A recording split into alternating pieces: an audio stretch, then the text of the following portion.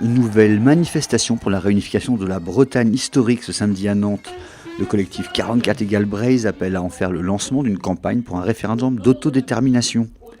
La mobilisation devrait se dérouler dans un climat plus apaisé.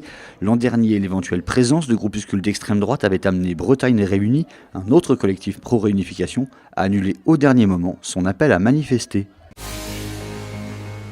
Bonne nouvelle pour l'agglomération de Saint-Brieuc, le gigantesque site de Chafoto et Maury, 48 000 m² de bâtiments sur 20 hectares à Ploufragan, va renaître de ses cendres.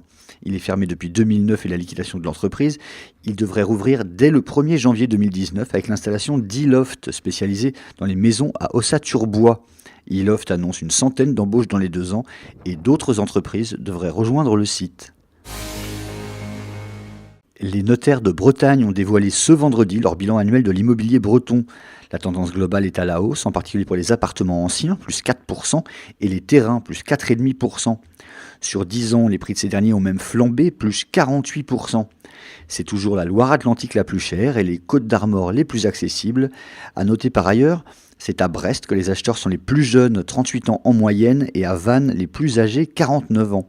L'étude complète est à retrouver sur letélégramme.fr. C'est le grand retour de la foire Saint-Michel ce week-end à Brest. Après 2 années de disette, le rendez-vous des déballeurs amateurs et professionnels reprend ses droits. Une grande partie du centre-ville sera bloquée pour l'occasion. Ce sera également le cas à Saint-Brieuc, dans le périmètre des rues piétonnes. 5 ans déjà, la brasserie Distribil, installée à Plouidère dans le Finistère, fête son anniversaire en fanfare samedi. 5 ans à produire et à distribuer le plus localement possible, à base d'orge et de houblons locaux et en breton marplige, qui ont permis à Gwenolé Olivier, originaire du village, d'atteindre les 30 000 litres par an. Pour l'occasion, 4 cuvées ont été sorties avec d'autres microbrasseries du cru, Yermat.